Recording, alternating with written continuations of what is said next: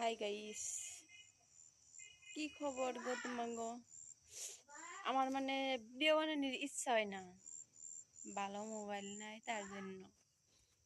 মানে মনের ভিতরে আর কি ফুর্তি অনুভবটা হয় না। যখন মোবাইলটা নিবার পাবো তখন আর কি বহুত ভালো ভালো ভিডিও পোস্ট করলাম আর কি। ওই জন্যে আগের ভিডিওগুলাই আর কি দিয়ে ফেসবুকে কাম করতেছি।